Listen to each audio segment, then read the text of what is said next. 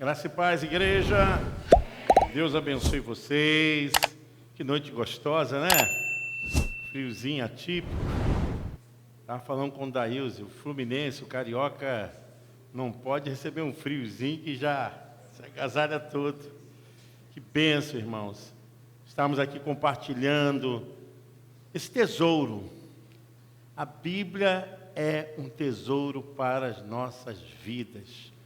Jesus é o maior tesouro, a Bíblia se coloca como revelação de Deus para as nossas vidas. Então, quero dizer que você tem um tesouro precioso na sua vida. Estava meditando nessa tarde, nesse texto, e achei importante, diante de tantas coisas que têm acontecido, estarmos observando para onde estamos olhando. Para onde estão os seus olhos? Aonde está a âncora da sua alma? Eu quero ler com vocês Hebreus capítulo 12, verso 1 ao 4. É um texto muito conhecido, mas sempre a palavra do Senhor se renova em nossas vidas, né? Em nome de Jesus. Portanto, nós também, pois que estamos rodeados de uma tão grande nuvem de testemunhas, deixemos todo embaraço e o pecado que tão de perto nos rodeia e corramos com paciência a carreira que nos está proposta, olhando para Jesus, autor e consumador da fé, o qual, pelo gozo que lhe estava proposto, suportou a cruz, desprezando a afronta, e assentou-se à destra do trono de Deus. Considerai, pois, aquele que suportou tais contradições dos pecadores contra si mesmo, para que não enfraqueçais, desfalecendo em vossos ânimos. Ainda não resististes até ao sangue, combatendo contra o pecado. Podeis assentar, irmãos. Glória a Deus. Como a nossa vida de fé, a nossa vida servindo a Deus, ela pode estar sofrendo algum tipo de impedimento.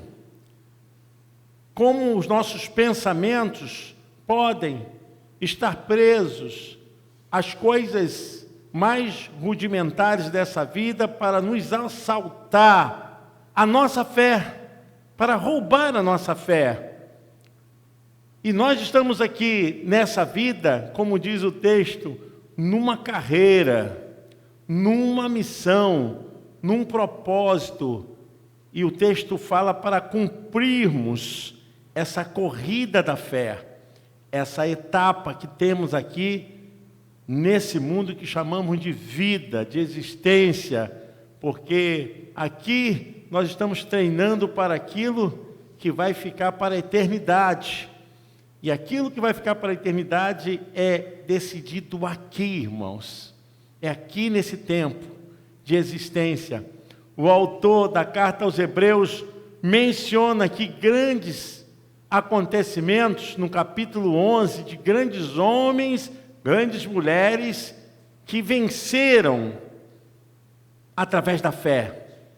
Se você ler o capítulo 11, vai dar-nos uma lista completa desses heróis. Fala de Enoque, de Noé, de Abraão, de Sara, de Moisés.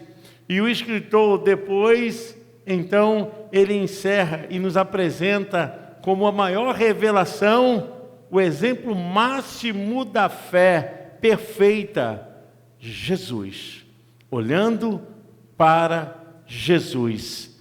Eu quero que você imagine essa fé agora, pelo sacrifício de Jesus, te dando poder e autoridade para enfrentar, para te conduzir nesse tempo de vida.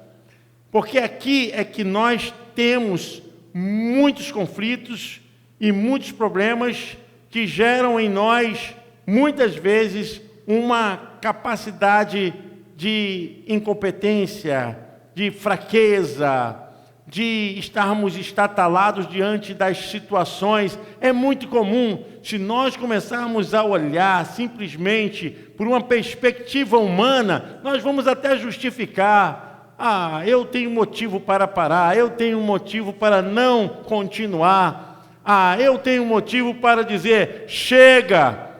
E é justamente ao contrário que o autor está querendo nos conduzir, olhando por uma capacidade, por um prisma sobrenatural, destruindo qualquer tipo de tentativa que venha tentar nos prender e nos roubar essa visão espiritual. O autor está dizendo, olha, nós estamos rodeados de uma tão grande testemunha, e essas testemunhas, descritas no capítulo 11, fala que elas venceram, elas servem de exemplo, mas elas não superaram aquilo que deveria ser superado pela humanidade, para a necessidade do ser humano, na sua vida, em viver eternamente com Deus. E o texto fala que é tempo de deixarmos todo embaraço.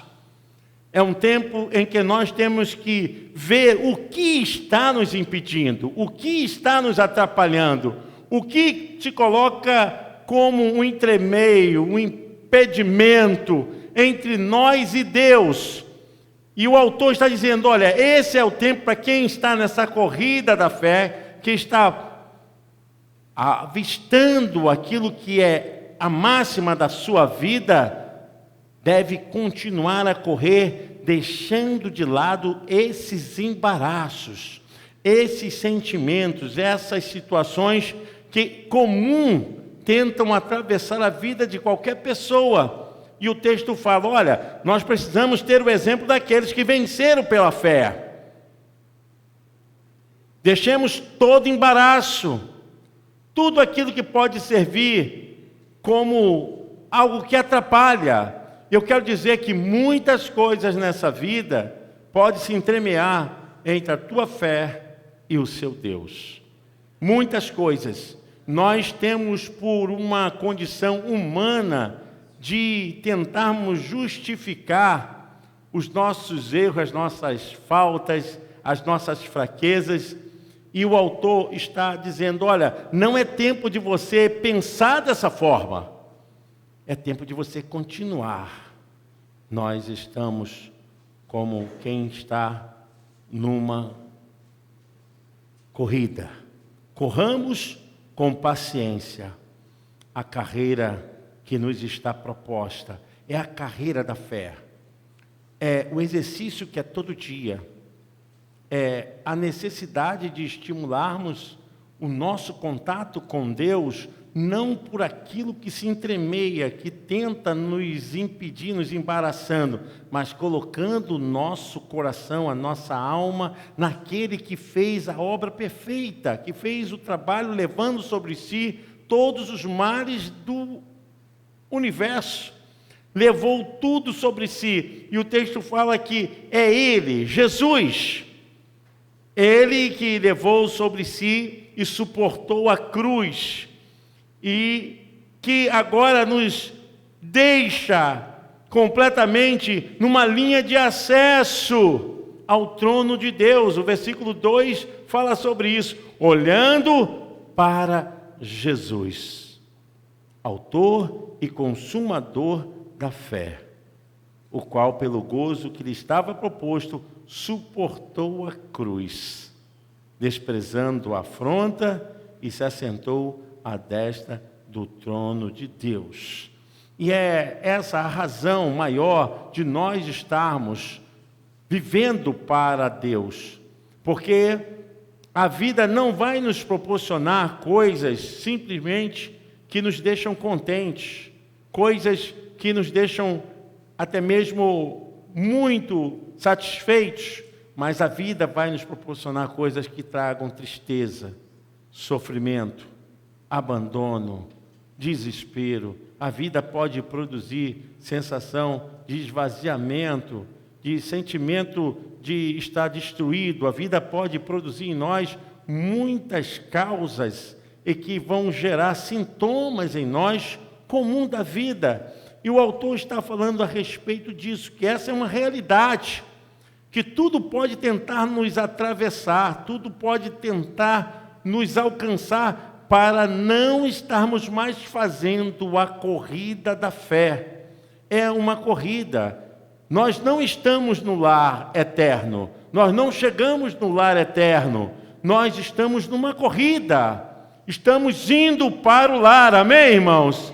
Estamos correndo, e essa é a oportunidade que temos que provar que a nossa fé supera esses obstáculos, essas sensações, essas emoções que são terríveis. Eu digo porque não é fácil. Tem pessoas que estão ali vivendo na fé, atravessando os piores algozes dessa vida, mas ali estão firmes com Jesus. Estão ali firmes na fé, confessando realmente a confissão da salvação, tendo o prazer de andar com Jesus, mas jamais deixar de testemunhar de o quanto Ele o fez, o quanto Ele o transformou, capaz de então direcionar a sua vida com gratidão. E essa é a razão, olhando para Jesus. Se você ficar olhando para o irmão, ficar olhando para mim, se você ficar olhando para as pessoas, você vai encontrar erros, você vai encontrar justificativo, dizer, mas agora, não, querido. Você tem que olhar para aquele que é o autor e consumador da sua salvação. Aquele que não errou, que não pecou. Eu não estou aqui justificando ninguém e dando aqui aval para as pessoas cometerem qualquer tipo de pecado e dizer, olha para Jesus, nada disso. Eu estou dizendo que a sua fé, a sua relação com Deus não pode ser restrita por nenhum motivo. Não pode ser restrita por nenhuma falha humana, porque aí nós estamos justificando a incapacidade do poder da expiação de Cristo, do sacrifício.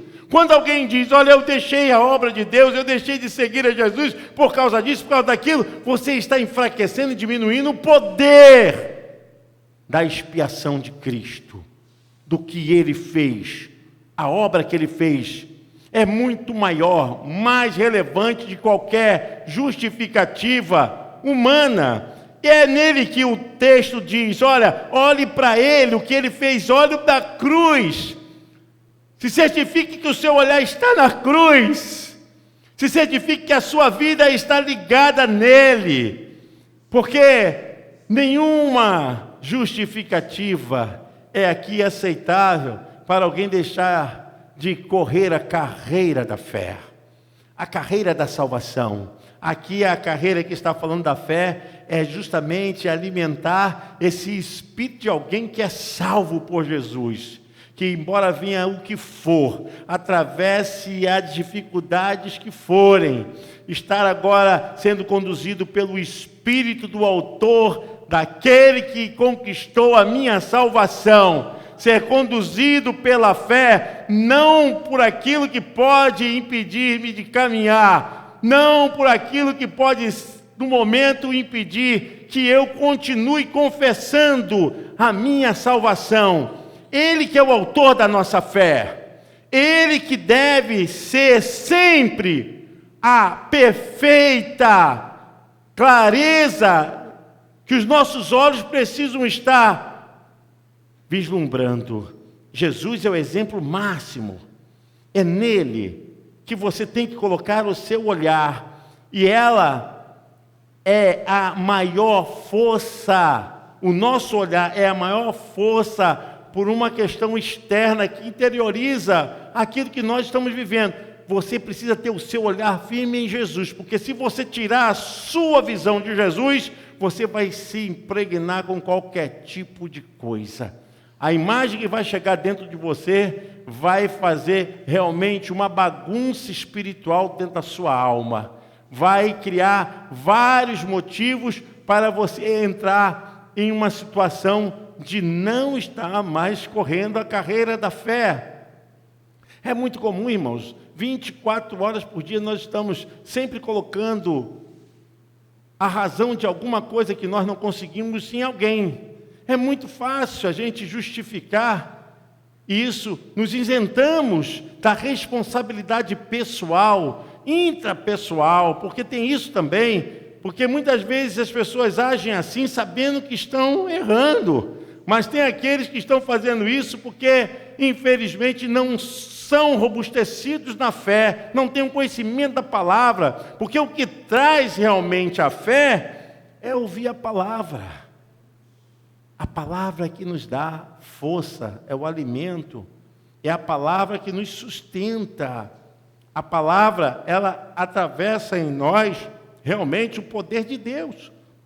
Porque em Cristo, o Espírito Santo nos fará lembrar de todas as coisas. E então, quando o autor está aqui direcionando, que nós precisamos agora entender o propósito de olhar para Jesus.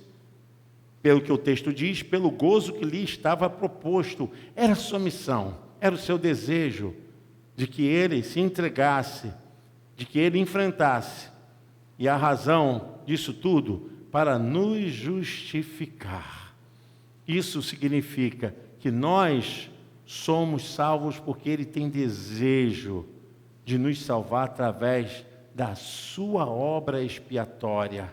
O texto fala muito claramente que suportou a cruz. E essa era uma das maiores humilhações. Morte de cruz, morte exemplar, morte torturante.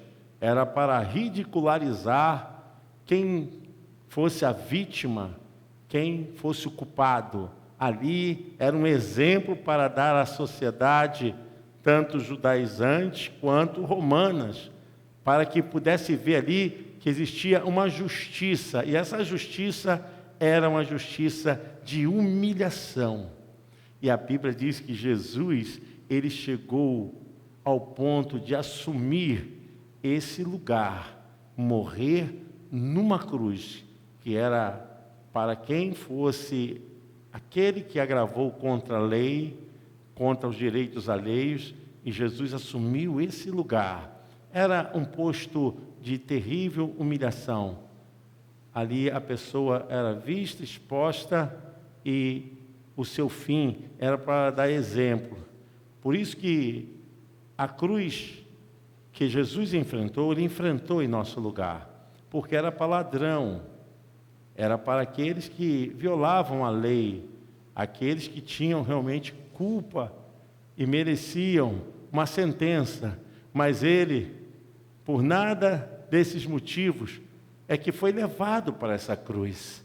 Mas nós sabemos muito bem que essa cruz representa uma forma dele dizer: eu estou assumindo a culpa de vocês, a culpa de todos os pecadores. A cruz era humilhante, era uma cópia que os romanos tomaram dos fenícios, e para dizer que tinham poder de sentenciar e de corrigir quem quer que fosse. E ali Jesus, ele assumiu a cruz, mas a cruz se tornou o palco da maior grandeza de Deus, porque foi ali que ele levou os nossos pecados. O que significa expiação? Expiar é sofrer por outro, e ele sofreu pela humanidade, se tornou objeto de humilhação, de expiação, mas ali estava se realizando a maior vitória para toda a humanidade. E a Bíblia fala a respeito disso, que Jesus não considerou o fato de ser inocente, de ser Deus, mas suportou todas aquelas coisas para nos mostrar o caminho que devemos correr, o caminho que temos que andar. O texto diz: suportou a cruz, desprezando os sofrimentos, a afronta. E ali, aonde a Bíblia fala que Deus teve que se ausentar. Isaías fala, no capítulo 53, a respeito desse momento, 700 anos antes desse acontecimento se tornar um palco da obra de Deus. Isaías fala a respeito disso, Isaías 53, Isaías 53 nos revela esse momento. Isaías, ele vê, porque nesse momento, Jesus realmente é completamente transfigurado. Ele está cheio de dores, de hematomas. Quem deu crédito à nossa pregação? E a quem se manifestou o braço do Senhor? Porque foi subindo como renovo perante ele, como raiz de uma terra seca, não tinha parecer nem formosura.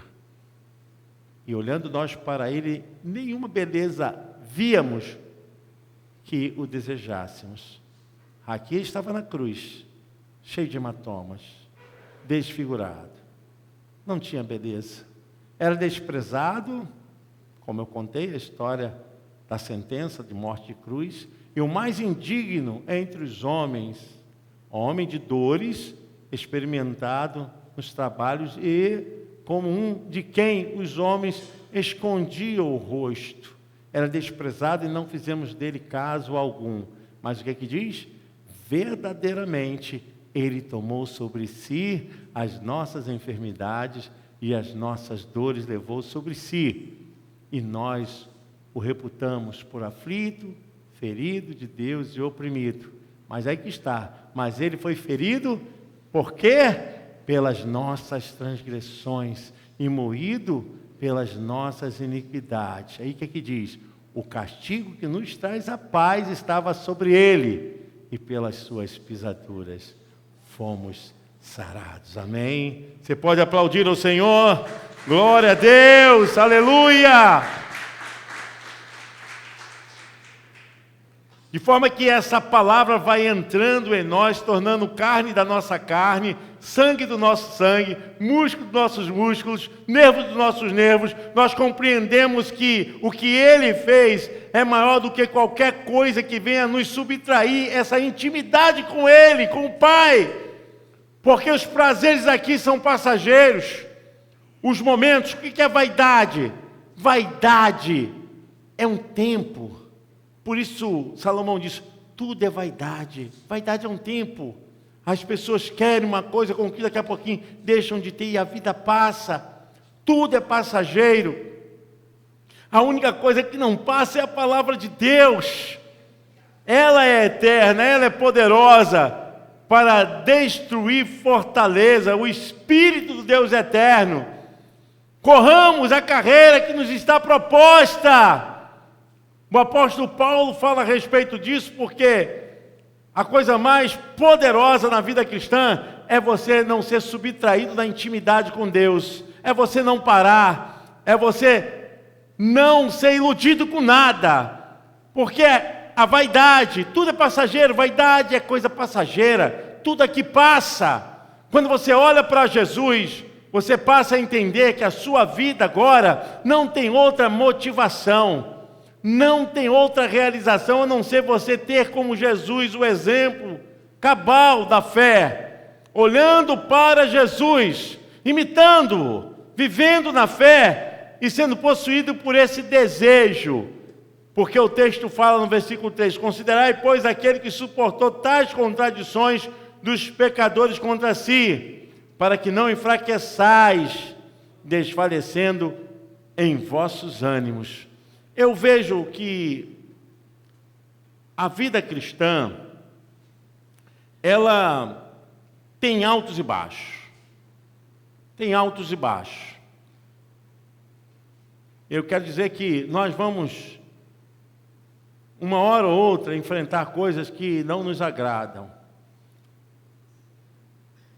Isso aí faz parte da corrida da fé. A gente vai passar por sentimento de contrição, de choro. Faz parte da corrida da fé. E aqui o autor está dizendo, olha, não desfaleça em vosso ânimo. Não pode desfalecer no vosso ânimo. Porque a vida cristã envolve trabalho, exige que deixemos todo o embaraço dessa vida para nos relacionarmos com Deus. A experiência que o autor está passando é que nada aqui pode servir de tropeço para te desviar de olhar para aquele que é o autor e o consumador da sua fé. Devemos estar correndo, irmãos, constantemente para Cristo. É nele que está a nossa confiança. Por isso, nós não podemos também deixar de dar força àqueles que estão desanimados, deixar de apoiar aqueles que estão sentindo desamparados, porque muitas vezes esses sentimentos vão abatendo alguns irmãos. Mas nós não podemos perder de vista, o texto diz isso, olhando para Jesus, enfrentando as diversidades, o desânimo, as coisas difíceis, mas não podemos perder a perspectiva ampla de estarmos olhando para Ele. Seja o que for, nada é maior do que Ele, seja o que for, nós não vamos vencer sozinhos, nós não vamos vencer com um olhar simplesmente nosso. Eu sei que muitas vezes você já enfrentou dificuldades na vida, e ela não será a última, ela não será aquela que agora não vou ter mais problemas, mas você deve suportar as circunstâncias mais difíceis que forem, vivendo com o olhar para Jesus. Nada aqui justifica voltar atrás. O sofrimento é uma base de treinamento também, irmãos. Jesus sofreu, o texto diz. É treinamento. Com sofrimento a gente vai aprendendo a depender mais de Deus. A gente começa a entender que nós não somos nada e Ele é tudo. Ele que é todo-poderoso. E nós vamos criando também maturidade espiritual. Maturidade cristã, aprendendo com os irmãos, aprendendo com a palavra, aprendendo nos cultos, aprendendo nos eventos da casa do Senhor. Nós vamos aprendendo, desenvolvendo uma capacidade e gerando em nós o desejo de continuar correndo, continuar a caminhada. O apóstolo Paulo, ele quando fala a Timóteo, no capítulo 4, segunda carta a Timóteo, capítulo 4, ele refere-se justamente a essa situação quando ele sabe que será entregue nas mãos de Nero. Ele sabe que seus dias são já findos. O versículo 4, o capítulo 4, 2 Timóteo, a partir do versículo 6, ele já tem essa visão a respeito do que estava por vir. E ele diz, porque eu já estou sendo oferecido por aspersão de sacrifício, e o tempo da minha partida está próximo. Combati o bom combate, acabei a carreira, guardei a fé. Desde agora, a coroa da justiça me está aguardada, o qual o Senhor, justo juiz, me dará naquele dia. Aí está. E não somente a mim. Paulo diz, e não somente a mim, mas também a todos os que amarem a sua vinda. Paulo está falando aqui que ele está sendo oferecido como oferta líquida. Não tinha mais nada para entregar, a não ser a sua própria existência física e a sua carreira estava sendo finda aqui nesse tempo. E ele fala, o tempo da minha partida está próximo. A minha carreira está encerrando. O versículo 7 diz, combati o bom combate. O que é combater um bom combate? Eu quero falar sobre isso, porque às vezes eu vejo irmãos falando assim, porque há 10, 15 anos atrás eu fazia a obra de Deus, e hoje está fazendo o quê? Não, hoje eu estou distante, não estou podendo. Irmãos, perdoe a minha franqueza, você deixou de olhar para Jesus. Você não está combatendo o bom combate. Combater o bom combate é não parar nunca. Combater o bom combate é continuar. O apóstolo Paulo está falando, eu combati o bom combate. Às vezes as pessoas dizem que estão combatendo o bom combate com essa condição de confissão, de saudosismo, né? Porque até parece algo assim de glamour, né? E não porque eu era da igreja, depois eu fui para o mundo, fiz muitas coisas. Parece que isso é glamour, parece até que uma coisa só. É vergonhoso isso, é triste. Isso é o pior testemunho que tem. O crente, servo de Deus, ir para o mundo, ir para o pecado, pastor Alberto.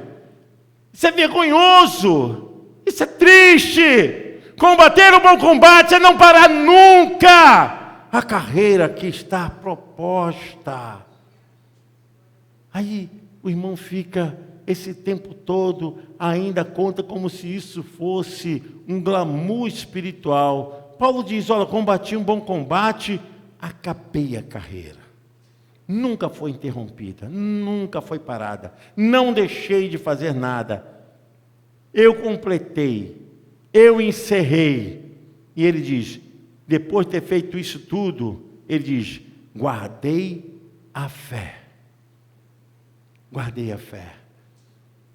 Isso é a confiança e certeza de quem serve aquele que é poderoso, que essa vida aqui não representa nada além do que está nos proposto. Ele falou, guardei a fé, porque a sua visão a respeito de tudo que viveu está inserida no versículo 8.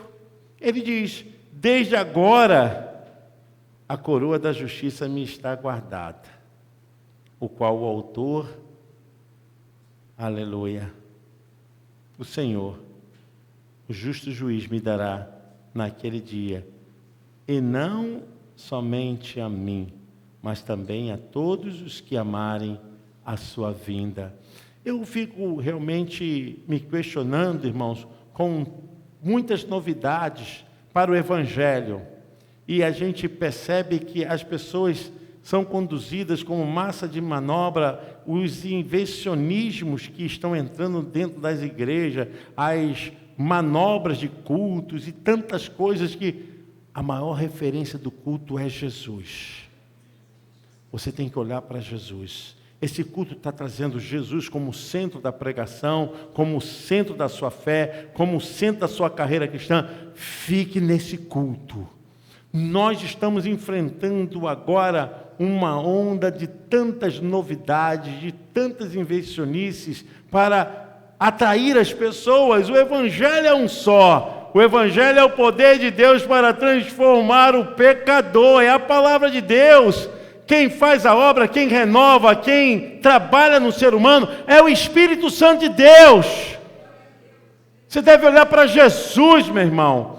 O que acontece é que as pessoas não têm uma capacidade de reconhecer, porque tem pessoas que são recalcitrantes, são duras, são difíceis, estão sempre resistindo. Meu irmão, enquanto você não mudar, enquanto você não entender que a obra do Espírito Santo é feita quando você muda de vida, o seu comportamento, quando você realmente é transformado.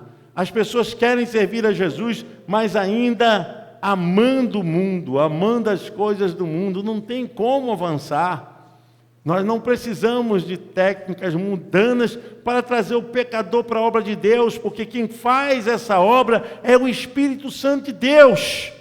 O apóstolo Paulo está dizendo aqui que ele está encerrando essa carreira, mas que tem a certeza do que está sendo aguardado é muito poderoso. Ele falou a coroa da salvação, da justiça.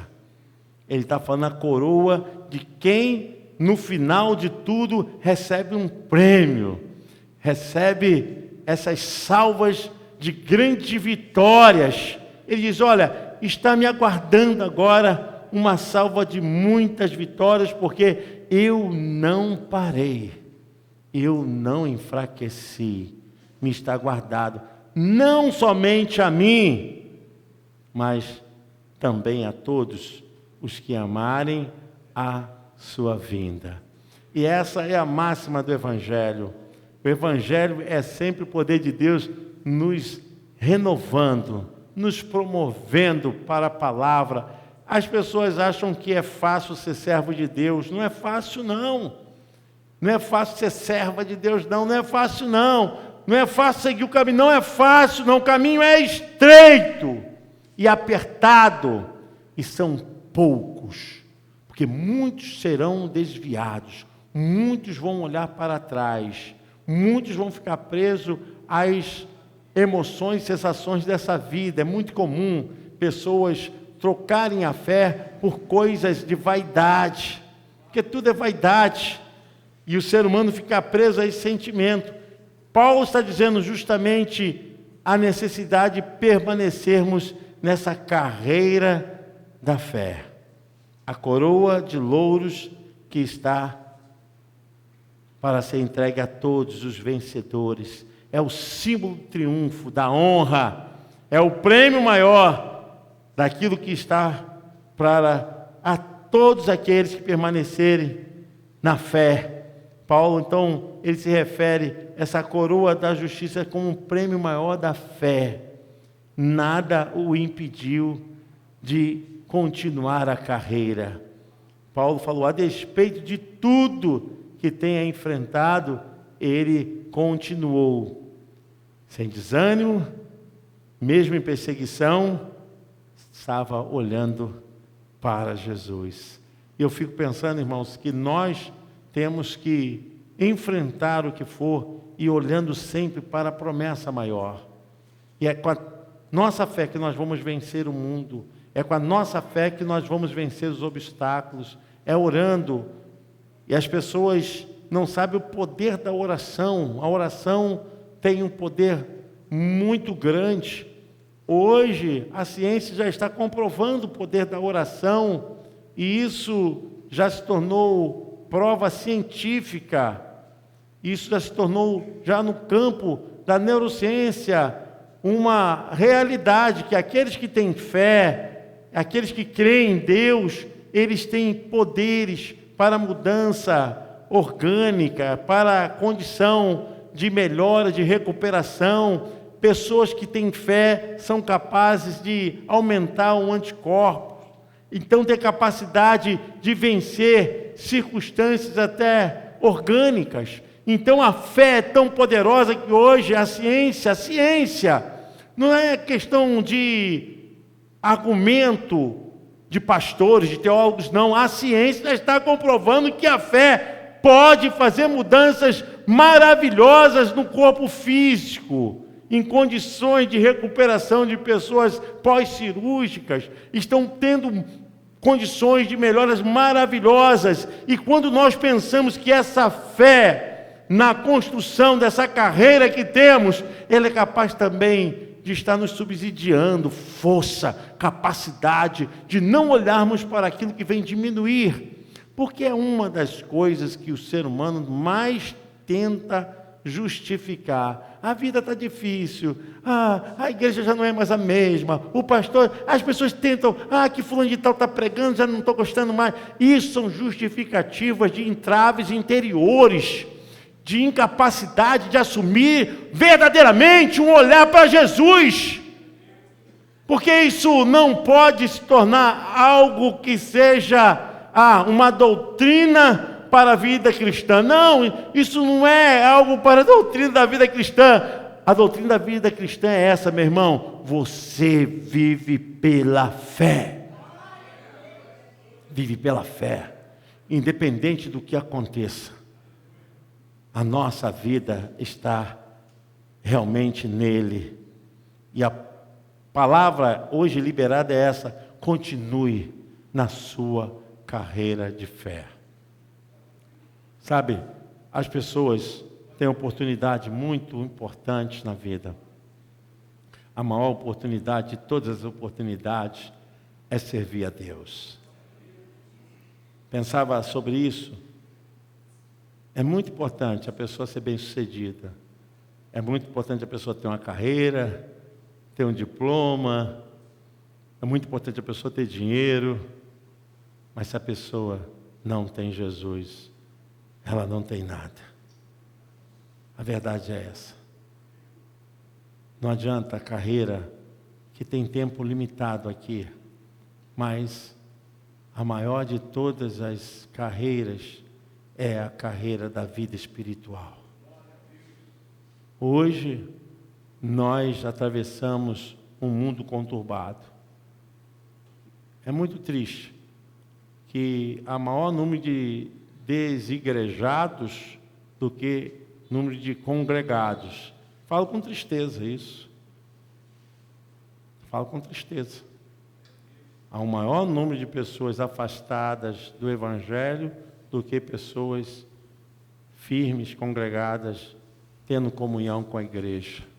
Mas é isso que Satanás quer. Quer desmoralizar a fé. Satanás quer realmente gerar em nós um bloqueio. E a gente sempre vai querer justificar. As pessoas estão sempre justificando. E às vezes são justificativas até que botem na conta de Deus. Já viu isso? A pessoa fala conta de Deus. Não, o Espírito Santo me mandou sair da igreja. Meu irmão, o Espírito Santo vai falar essa coisa, essa besteira? É você que quer sair, é a sua vontade.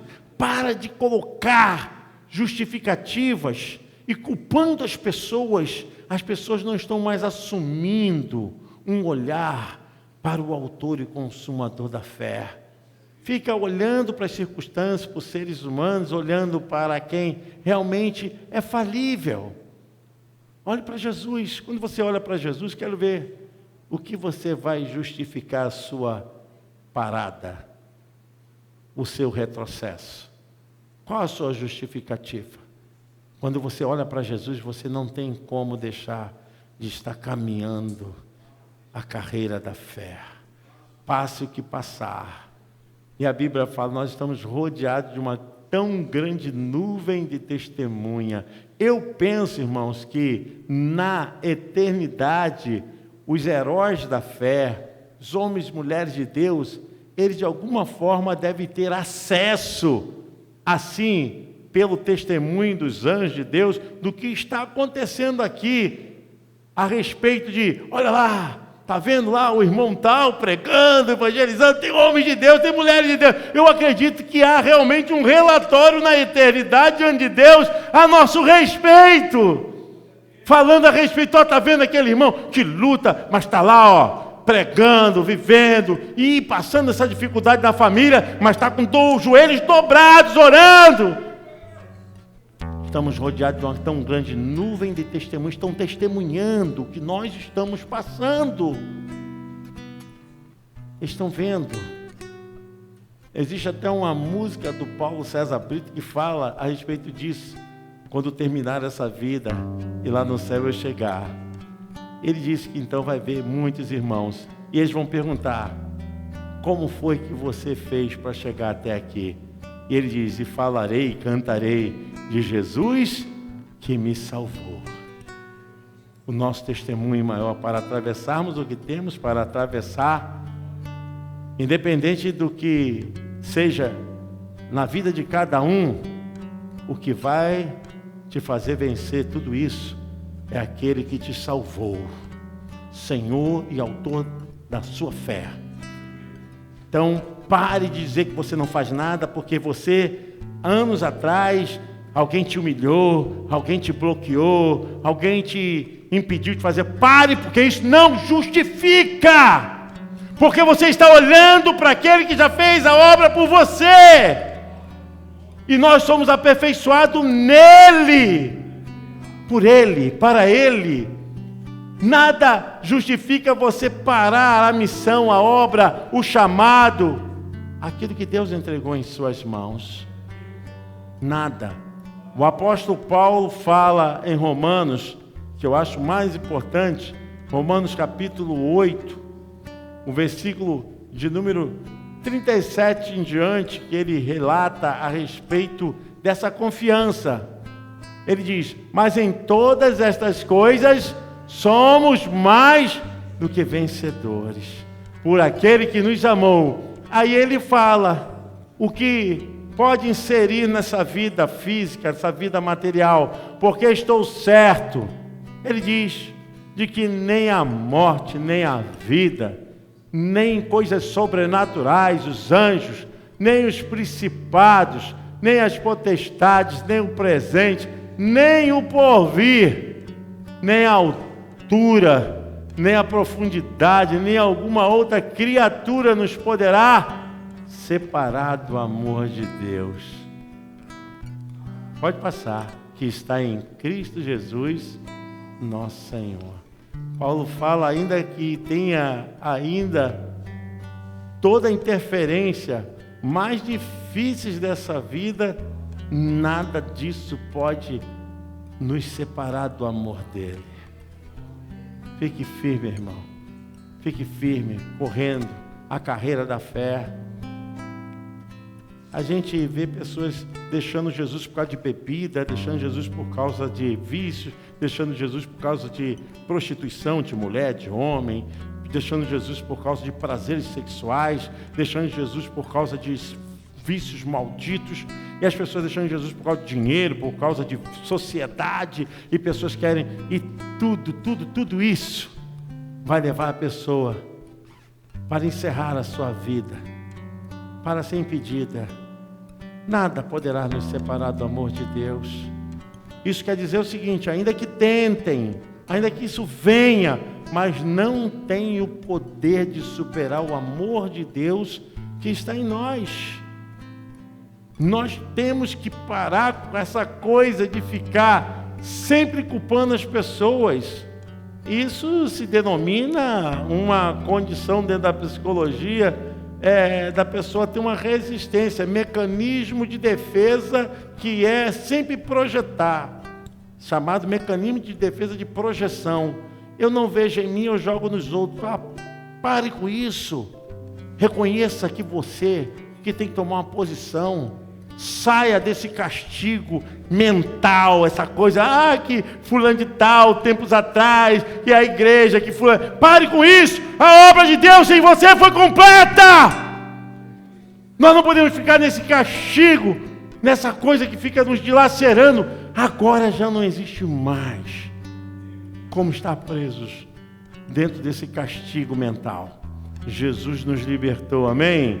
Você pode aplaudir o Senhor?